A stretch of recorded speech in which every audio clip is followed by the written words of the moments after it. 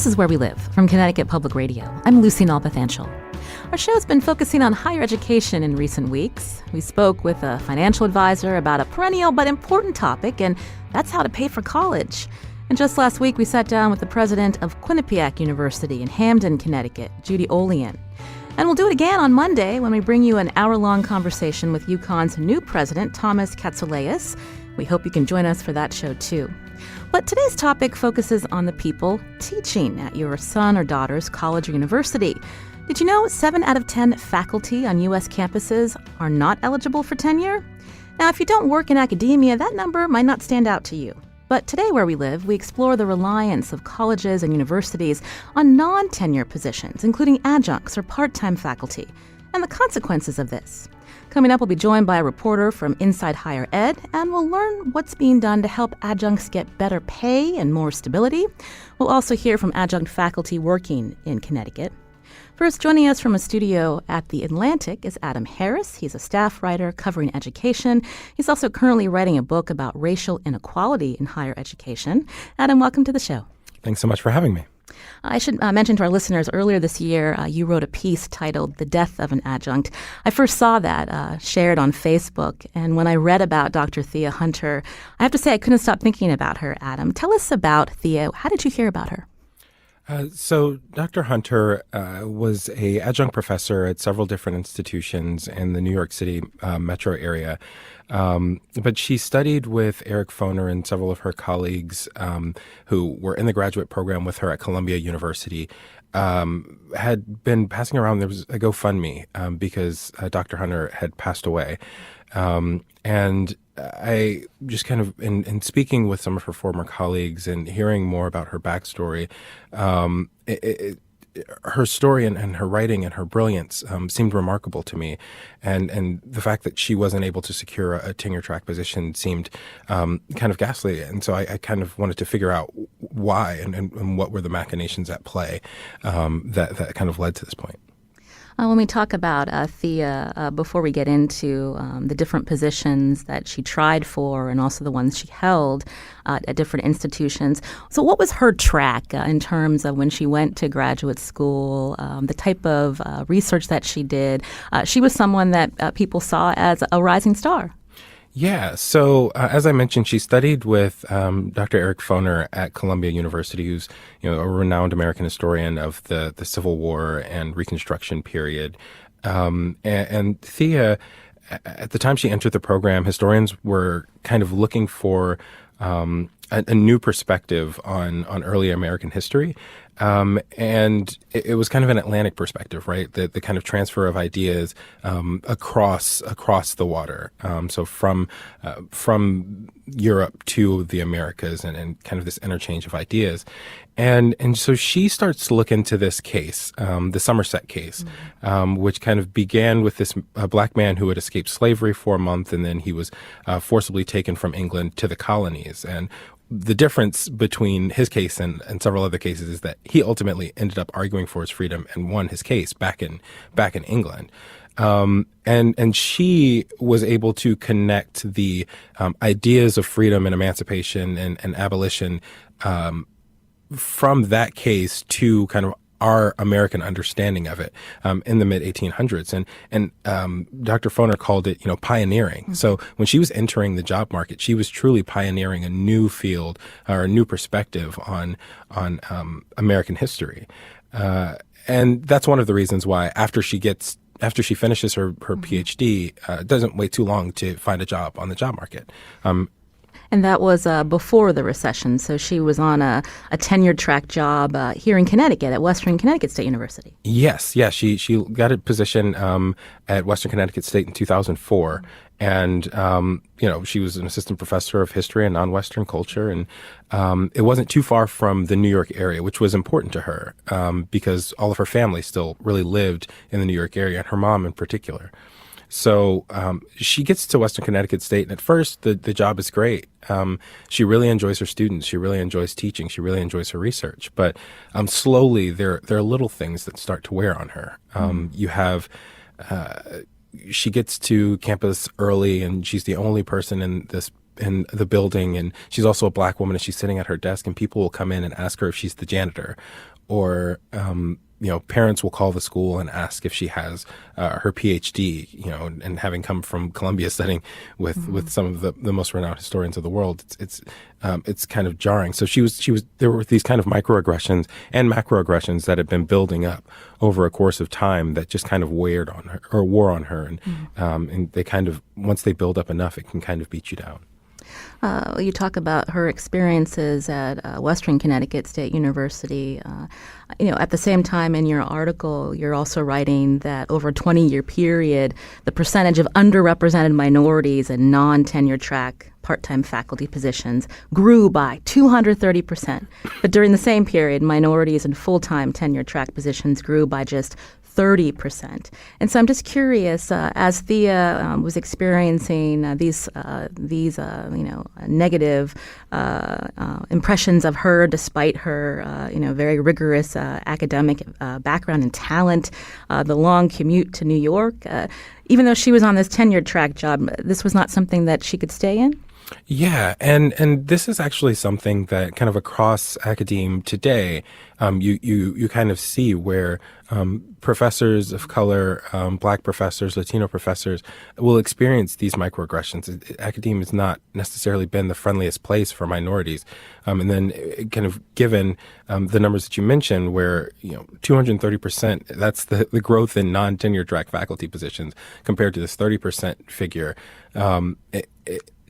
It's kind of an unsustainable model at this point. So she knows that if she's going to leave this position at Western Connecticut State, it's going to be leaving a modestly defined path towards security. But also, when you're dealing with all of these microaggressions on an in, day out basis, it can take a toll on you. So one of the things that she believed was that, I have these credentials. I'm eminently qualified for any other position in this area is thick with colleges. So I should be able to find another position. So she ultimately ends up leaving her position at Western Connecticut State.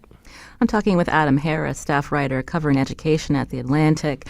We're focusing on a story he wrote several months ago titled The Death of an Adjunct. We're hearing the story of Dr. Thea Hunter, someone, again, who was brilliant by the people that worked with her, her colleagues and friends, and many different things happened in her track that she was unable to stay in a tenure path to a full-time position with stability. And so, Adam, she made the decision to leave this particular position. And so, again, this is before the recession. You mentioned she thought, I should be able to find another a comparable role. But what happened to her? So after she leaves this position, her friend, Dr. Jim Downs, who's a professor in Connecticut as well, at the time he was on a 3-year teaching appointment at Princeton, and so he invites her. He says, you should apply for this opening to replace this professor, Dr. Colin Palmer, who would be going on a medical leave. So the position would have been to fill that, and then she would have been moving into this teaching appointment that he was similarly in. And during the time that she was in the 1-year appointment to replace Dr. Palmer, things were going great. She had a 1-1 teaching load, so 1 class in the fall, 1 class in the spring. She was able to research and read and write and kind of do all of the things that she wanted to do as a professor. But then once that 1-year appointment ended, she had been moved into this kind of teaching assistantship, where she was teaching 5 to 7 discussion sections, and there was little time for the research and reading and those other kind of things. And then as you kind of move into the recession, that kind of even modestly defined kind of security kind of falls apart. And so the positions that she could actually get were these part-time adjunct positions, not the tenure track. Yes, yeah, and she ended up kind of teaching at a range of different places. So she taught at the New School. She got a Distinguished Teaching Award there. She taught at NYU. She taught at Montclair State. She taught at Manhattan College. She taught at a private high school. So she was kind of teaching a little bit of everywhere. And one of the things that she was always angling for this another tenure track position. But one of the things that happens, and this is a thing that her friends were telling me, is when you've done so many adjunct positions, it starts to look like you have a scattered resume rather than you were trying to continue working in academe until you got a tenured position. So the holes in her resume, the gaps in the places where she'd published in her research, those things started to add up on her resume as well. It almost is contrary to how the rest of the job market and the workforce, when you see people gaining a lot of experience in different places, that can be an attribute. But in colleges and universities, as you mentioned, as her resume held several different positions, that's not something that people look favorably on, Adam? Yeah, it's more of I think it was described as an odd trajectory, right, where it's not necessarily okay, you've gotten your PhD, you maybe you did a postdoc, and then you went into a tenure track job. It's you had a tenure track job, and then you moved into a visiting professorship, and then you moved into a teaching assistantship, and then several different adjunct positions. So what happened along the way that you weren't able to get another tenure track job there? Mm. And the salary also not something that pays the bills well, Adam? Yeah, there's a little bit less kind of in terms of on a contract basis. Adjuncts are going to receive X amount of dollars per class that they're teaching or per hour that they're teaching. So it's not the salary, it's not the benefits. You're not going to get the health benefits, and some of those things can also weigh on you too, because in addition to you having to pay for you're just getting a chunk of money, you have to pay for your health insurance on top of that. And that's just not something that ends up getting rolled into your whole package. As you reported on this story, hearing about the instability that she faced in her career, the added stress, not having good benefits or health insurance, what kind of toll did that take on Thea? In emails back and forth with friends, she was kind of saying that she was kind of drained. It was an emotionally and physically taxing time, and then as health issues mounted as well, it was a very challenging and taxing time for her. She began retreating away from friends, and they just kind of described it as she was changing, because it was a very difficult time. She had a dog who she got when things were getting a little bit rough prior to the recession, and her dog passed away, her mother passed away. So it was kind of all of these things that were building up to kind of weigh her down. In your story, The Death of an Adjunct, earlier you mentioned Dr. Downs, who is a professor here in Connecticut as well. He's the one that got the phone call when she fell ill at a New York hospital. What did they tell him? So initially, when he received the call, it was a call from a social worker, and they were trying to locate a blood relative of Dr. Hunter. She had written his phone number on the back of, or had written down his phone number, and so they called him, and eventually they told him that Dr. Hunter had died. A doctor had called later to explain what happened to her, and after that he starts calling friends, he starts calling classmates and colleagues. They needed to find her brother. They kind of needed to raise funds for the memorial service, so they start the GoFundMe. But they also needed to start the GoFundMe because they needed to retrieve her body from the morgue. Mm. In her obituary, her friend, Jim Downs, as we mentioned, shared this, quote, Thea would always say that she had 3 advanced degrees, trained under one of the leading historians in the country, and enjoyed both research and teaching, but could not understand why she could not get a full-time job that would have given her the chance to write her book and to pursue her other research projects. Some who may be listening might wonder, why did she stick with it? Why didn't she just leave academia? So there are, when you're kind of in this kind of life of the mind, and she was very much a part of that, where she believed that she was doing something that was important. She was following one of her passions. She was also teaching, and she was winning awards for her teaching. So it was it seemed that maybe the next break was right around the corner. And then also one of her friends, as they told me, a lot of people they get these advanced degrees. As her friend Ruth Henderson, who's also an adjunct professor, said there are these people who go and get these advanced degrees and they're not doing it because they want to do it. But she had this pure desire for learning and teaching, and so she kept going. She kept trying to get that tenure position that would provide her with this job security. Adam Harris, again, a staff writer covering education at The Atlantic. Adam, before you go, what has been the reaction to that story you wrote about Dr. Thea Hunter? There's been an outpouring of responsive people who have gone back, and some people have gone back and read her dissertation or read some of her papers. And the next step is her friends have sent her papers to the Schlesinger Library at Harvard, where they'll be included in her collection and or in their collections. And she's the forthcoming editor on a volume with Dr. Downs and two other colleagues. And there's really just kind of been a discussion, and this happens over and over, but it's kind of, there's been this discussion of what are we actually doing to people who we are subjecting to this adjunct system, to this contingent life as adjunct faculty members.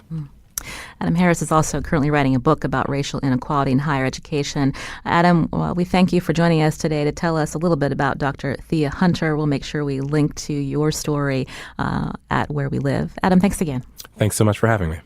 This is Where We Live from Connecticut Public Radio. I'm Lucy Nalpathanchel. We're going to continue this conversation. Again, this rise in colleges and universities relying on these non-tenure track faculty positions, including adjuncts. We're going to hear from some Connecticut residents who are adjunct professors, and we want to hear from you, too. You can join our conversation, 888-720-WNPR, or find us on Facebook and Twitter at Where We Live.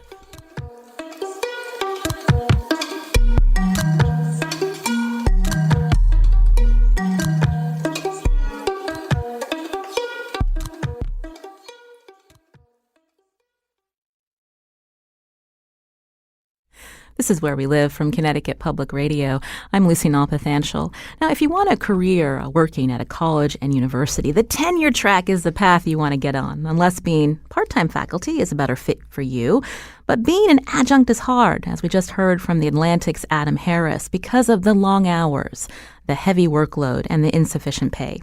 We want to talk with Connecticut residents who are adjuncts, and we'll be hearing from them in just a couple of minutes. I want to take a quick call. Rachel's calling in from Cromwell. Rachel, go ahead.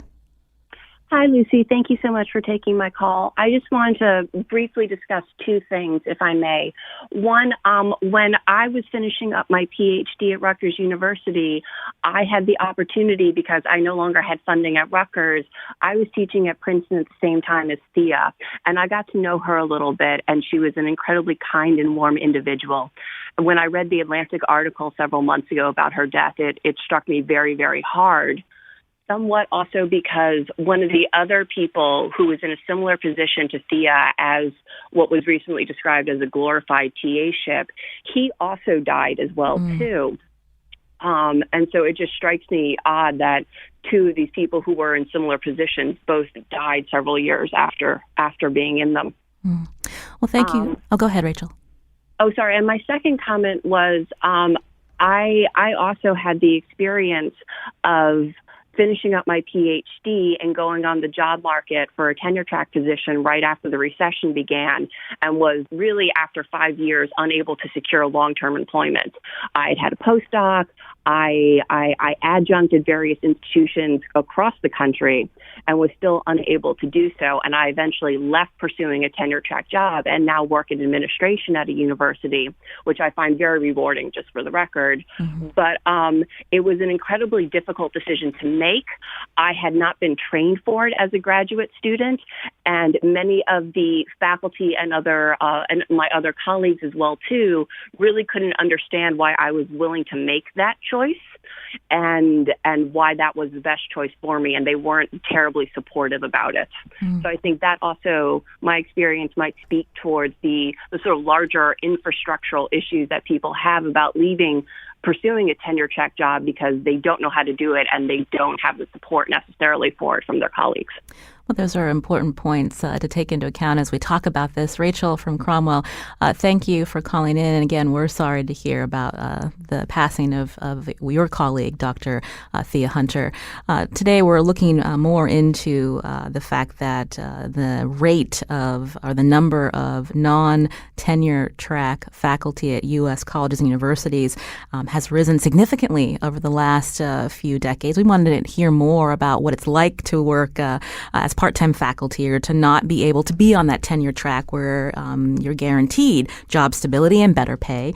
Joining me now in studio is MJ Moriarty, who is an adjunct faculty member who teaches creativity and communication at 3 local colleges: University of Hartford, Manchester Community College, and Central Connecticut State University. MJ, welcome to the show. Thank you. So when you were hearing about Dr. Thea Hunter, what was your reaction to her story? Well, it's an incredibly sad story, and I think one that's very she's almost like the poster child, I think, of people who go into academic careers these days. Particularly around the time of the Great Recession, I think a lot of things changed for people. My story is a little bit different. I think people kind of fall into this in different ways. There's the people who are pursuing an academic career from the beginning, like Dr. Hunter, who are, their whole lives are really devoted to this. And then there are people who adjunct who kind of see it as like the capstone of their career, and they kind of do it for fun at the end, maybe after they retire or near the end of their career. And then there are people like me who kind of stumble upon it midlife and realize, oh, this is what I want to do. I didn't really think about it before, but this works great for me. I went into it knowing that I wasn't a tenure track sort of material. So I just had to figure out how I could make it work for me. Joining us by phone is Warren Towler, who's also an adjunct professor at Capital Community College in Hartford. He teaches economics and first-year experience, but has also taught American government and African-American history. Warren, welcome to the show. Oh, thank you. Glad to be here. I should mention you are a Columbia grad, similar to the woman we just heard about, Dr. Thea Hunter, who unfortunately passed away. And we heard a little bit about some of the factors that led or were happening in her life. I'm sorry. So, Warren, tell us about yourself and how you got into, working at, wanting to work at a college or university. Well, I'm more. Warren, are you there? Was in corporate world for about 28 years. When the recession hit, my position was downsized, as they say. And after back into my position, and thankfully for 99 weeks of unemployment compensation, my first adjunct contract came the very week that my unemployment compensation stopped. Mm. But in between, I was actually a volunteer at Capital. I was volunteering in the Academic Success Center as a tutor. My first teaching position. Mm. And so this was something that you started mid-career working at a college or university. Yeah. Exactly. And I was teaching my major in college was economics, so that's what I was teaching. Really enjoyed it, enjoyed working with the students. And learned some interesting things along the way about what we call adjuncts, which I call my term of endearment is academic nomads, because we basically go from contract to contract, semester to semester. So there's always a degree of uncertainty as to whether you're going to have classes the next semester or if the ones giving you this semester are going to run because of enrollment. Mm. And so how do you get the word out about the courses that you'll be teaching? And because of that, not having that continuity, how do you make ends meet? Well, I'll tell you what I do. My MBA is in marketing. I start marketing my course to students in the college. I stop by the by the cafeteria, the student centers, and I just network and get people interested in it and spread the word. Then when I have online courses, I reach out to friends of mine at other colleges or people in other areas, church, to talk about the opportunity of taking a 3-credit course over 5 weeks versus 14. And I've had students in my class from Virginia, from California. I even had one year I had 3 students actually enrolled in a class from Qatar. Mm. And so if you So don't I market it. I if you aggressively market it. if you don't get your class filled, what does that mean for how you pay the bills? Well, that's the thing, and it's an old biblical adage: if you don't work, you don't eat. So if my class does not get filled, there's no compensation. What I learned the first time that happened, I said, okay, I'm going to be off for about 4 months. I went to the Department of Labor to apply for unemployment. I was rejected because they said if the college has offered you classes in the next semester, then you don't qualify for unemployment compensation at this point in time. Mm. So through the course of going through loan modifications and tapping every friend and family member that I know to help me pull through, I came up with another plan last year. I actually went back to school and took the course, passed, and became a licensed EMT. Mm. If you have, I do that on the weekends to help supplement. If you had the opportunity, you'd want to teach full time. Be on. I'm just curious about what you would hope to have. Absolutely. Mm-hmm. And I know there's been, at least in the Connecticut system, I know there's been a hiring freeze on, as I've been told, over the last several years, because I had a department chair at one time said, I wish I could hire you full time, but I can't. And the other point, just a quick stat I want to throw in there, what surprised me, but at our school, our teaching staff is comprised of almost 80% adjuncts. Adjuncts are limited to 8 credits per semester, and seeing most of the courses are 3 credits apiece. That means 6 is the number you can hit. And the compensation, and you need 2 courses to basically survive. But basically the compensation is about maybe $75 a week over what I was collecting on unemployment. So it's a real hand-to-mouth adventure. We got an email from Kevin, who's also an adjunct professor. Part of his email, he wrote, some part-time faculty use food trucks and the food pantry and have various forms of public assistance to get by each month. During winter breaks and summers, most of us don't get to teach. However, the way federal labor law is written, we cannot, in most cases, receive unemployment when we're laid off. So this is no surprise to you from your experience, Warren. Not at all. I work with a social worker in my town, and I've had access to the food bank, so I've done that. I've had energy assistance. I've had help from my church. I've had just everything to try and keep the family going.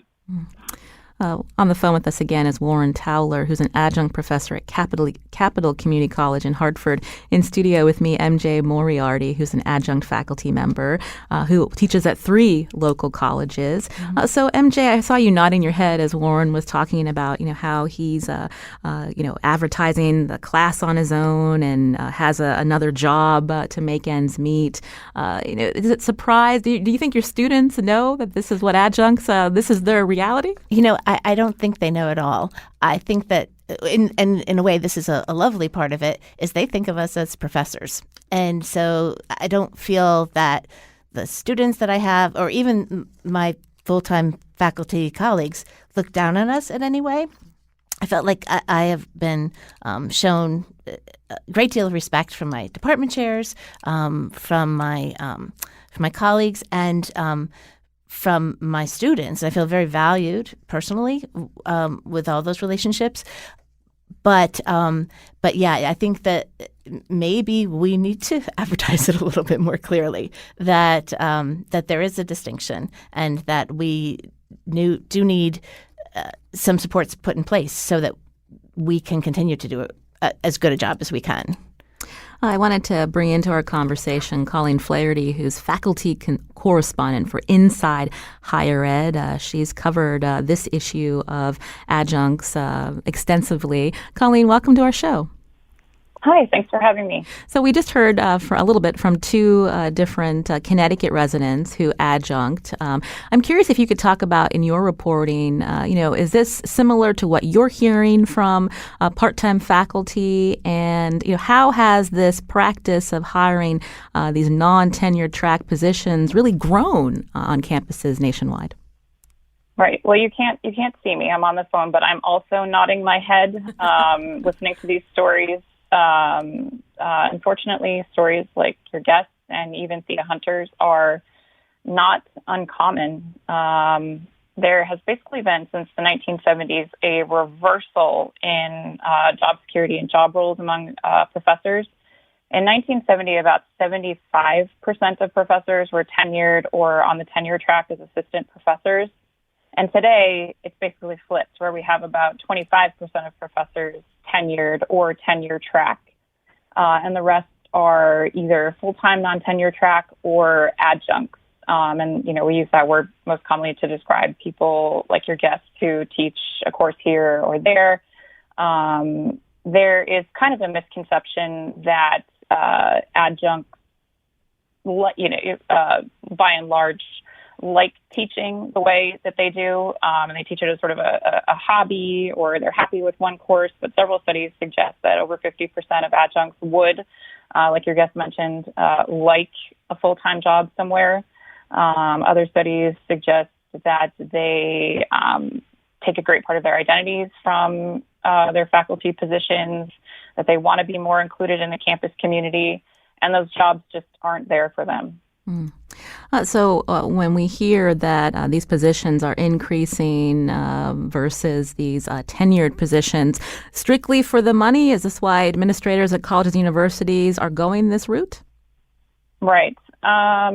So when we don't really hear college and university administrators say strictly for the money, but the term that they use often is flexibility, institutional flexibility.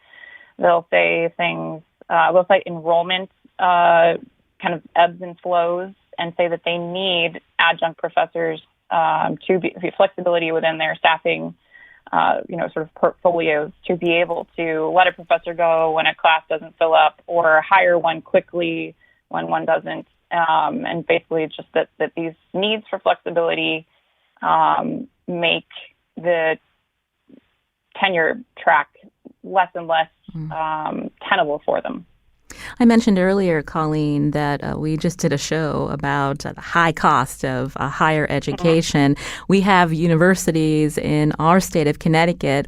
If you're going full-time, room and board, other student fees, you're looking at $64,000 a year. Right. So the question is, where is the money going if they're not paying people to work full-time with benefits? Right. So that's a great question. It's a very complex question. Certainly there has been massive defunding of public higher education, and that, since the 1970s, it's not a coincidence that we're seeing, adjunct employment rates rise as public funding for higher education decreases. But if you want, if you want to link instructional costs to the escalating or arguably skyrocketing cost of college, you can't necessarily do that. Instructional costs have stayed relatively flat for a long time, and some studies put them, faculty salaries accounting for only 31 cents on the dollar of institutional budgets. So where is the money going? Administrative costs are greatly outpacing those of instructional costs, and there are a lot of different reasons for that. Student services, institutions competing for each other to attract a diminishing pool of applicants. It's a really complicated picture, but again, it's not. It's the numbers aren't really there to show that college is as expensive as it is because of instructional costs, especially now as we see the adjunctification of higher ed. You're hearing Colleen Flaherty, faculty correspondent for Inside Higher Ed, as we learn more about why the rate of part-time faculty or adjuncts or non-tenured track positions are increasing at campuses across the country. You can join us, find us on Facebook and Twitter at Where We Live. I want to take a quick call. Warren from West Haven is calling in. Warren, go ahead. Hi. I'm one of the winners in the academic lottery because I got a tenure track job 22 or 23 years ago. And so I hire part-time faculty all the time. And I see their CVs because they write me for jobs. And it's absolutely heartbreaking to see really high-quality people who, and I want to be really blunt here, will never get line position, will never land a tenure track job because there are fewer and fewer of them.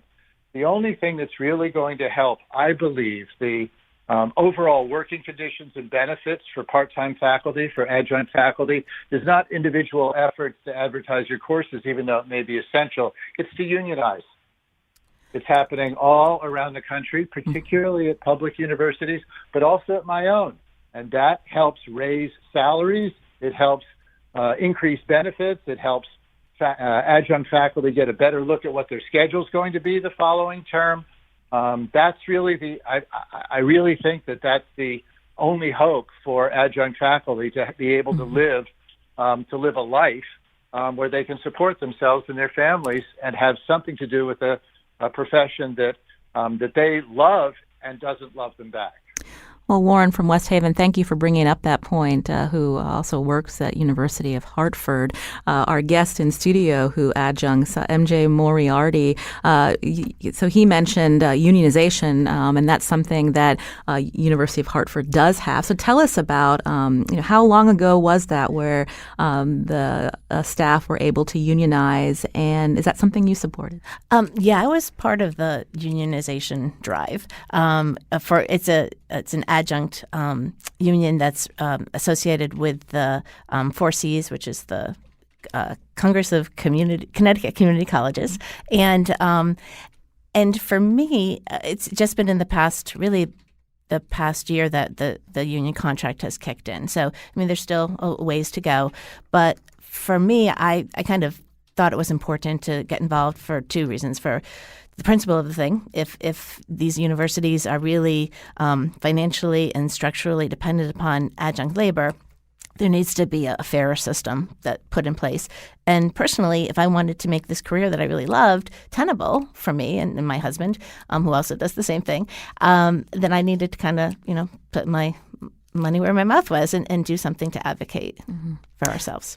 Warren Towler is with us, adjunct professor at Capital Community College. He's on the phone.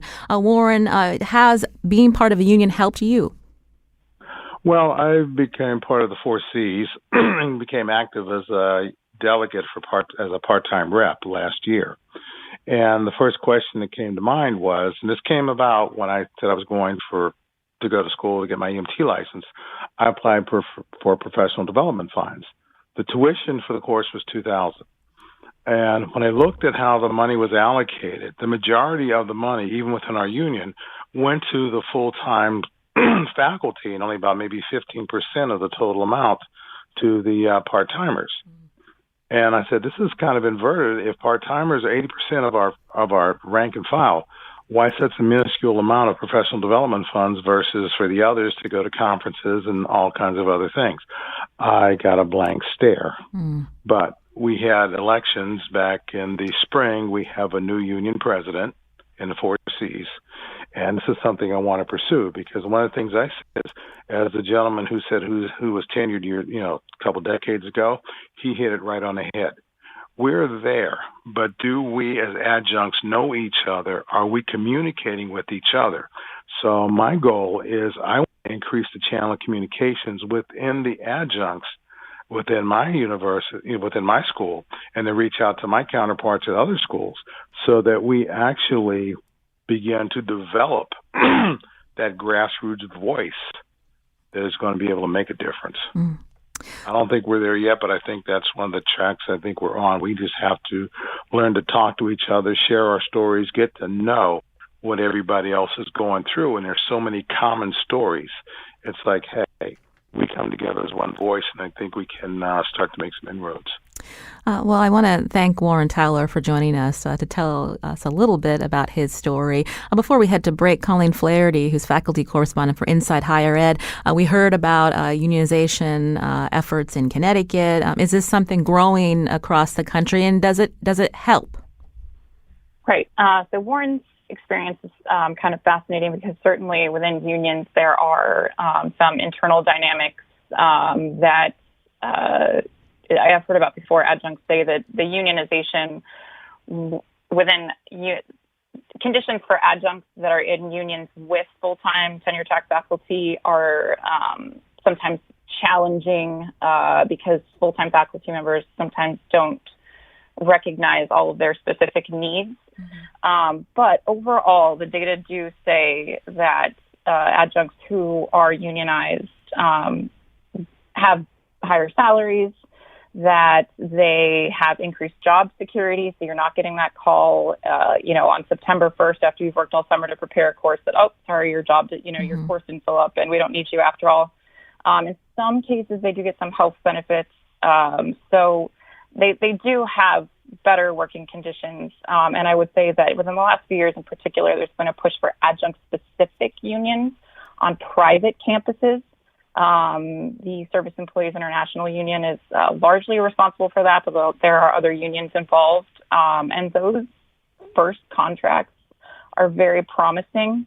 However, they haven't obviously solved this larger adjunct issue that hopefully we'll be able to talk about later, is also linked to student learning conditions that have negative impacts on student learning conditions as well. Colleen Flaherty is faculty correspondent for Inside Higher Ed. She's going to stick around with us, but I want to thank our in-studio guest, MJ Moriarty, for joining us, who is an adjunct at 3 different local colleges. MJ, thank you for joining us today. Thanks, Lucy. This is Where We Live from Connecticut Public Radio. I'm Lucy Nalpathanchel. As Colleen mentioned, what is the impact on this rise in adjuncting across the country on them and the students they teach?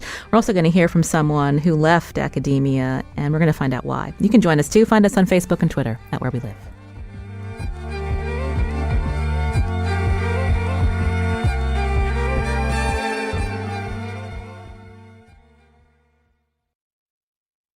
This is Where We Live from Connecticut Public Radio. I'm Lucy Nalpathanchel. We're focusing on faculty at colleges and universities in the U.S. and the fact staff like adjuncts face job instability, poor pay, and few benefits. Do you think about that when choosing a higher ed institution for your son or daughter? You can join us on Facebook and Twitter. On the phone with us is Colleen Flaherty, faculty correspondent for Inside Higher Ed. And joining us now is Erin Bartram, who finished her PhD at UConn in 2018. But last year, she wrote a piece about her decision to leave adjunct work in academia. Erin, welcome to our show. Thanks for having me, Lucy. So tell us a little bit about yourself. Unlike Warren and MJ, who we heard from earlier, you really wanted a career in academia. You got your PhD from UConn. What happened? Actually, just one correction. I got my PhD at the end of 2015, which sort of helps explain my trajectory. But yes, in many cases, my experience is a bit more typical than either of your guests or even Dr. Hunter. I finished my PhD actually while I was in my first full-time non-tenure track position at the University of Hartford after 3 sequential one-year positions. I decided to leave academia. I had been on the job market each year. I had applied for as many positions as were possible in my field, which was 19th century U.S. history. And I didn't get a full-time position. And one thing that I think is really important, I appreciate the desire to commend the brilliance of various scholars who haven't gotten jobs. The problem is the market is so bad. Everyone who isn't getting a job is very, very well qualified and brilliant. And after 3 years, essentially, there's the idea that, well, if you were going to get a job, you would have gotten one by now. And so I decided to try to pursue other options. The other problem is framing leaving academia as something that's difficult because this is your passion. While true is not the only reason that people stay in the game, getting out, as Dr. Hunter's story shows, having any gaps in your resume makes it basically impossible to get back in. And finding a job outside academia is incredibly difficult, largely because of really unfounded stereotypes that people outside of academia have about those of us in academia. And I think it's important to note adjunct salaries are incredibly low. Tenure track salaries are far lower than the general public thinks as well. The life of academic privilege is not real. The stereotype of what a professor's life is like is simply not the case. And to continue to perpetuate that, I think does does a lot of damage. That piece that you wrote that went viral last year, you talk about how when you did make that decision to leave, how you really felt like you lost a part of your identity because of all of the topics and the people that you studied. You really had this trajectory that it was hard to just let that all go. So tell us what you're doing now. Well, one thing that's important, even though I decided to leave the search for a tenure track job, it was very difficult to find another position, and I ended up having to pick up an adjunct job. My adjunct is again at one of the Yukon regional campuses, which I loved very much. But I had to do that in some sense because I was going to job interviews where people were saying, "But don't you just really want to go back to academia?" Which is not only impossible, that kind of constant rubbing salt in the wound, this idea that, you'll just go back. There is no going back. If you get someone there in front of your desk who's a job candidate for a non-academic job, they're not going back. And so I eventually, I'm now working at the Mark Twain House and Museum in a part-time position as the school programs coordinator. And I'm very lucky to be able to use actually a lot of the work that I've done, but it's not my field and it's not my research in any way. And so when I left academia, I was also leaving a book manuscript that I had half written, and I finished publishing a journal article, which I can't actually read because it's behind a paywall.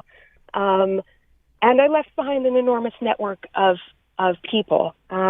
And this piece of mine that went viral was largely about what academia loses when thousands and thousands of people are unable to find full-time employment. And actually, Colleen was the first higher ed reporter to pick up anything on that piece.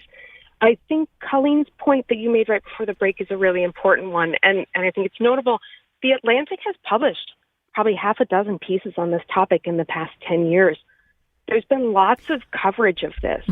And I think it's really clear that calls for solidarity with people outside academia haven't worked, saying adjuncts are poorly paid.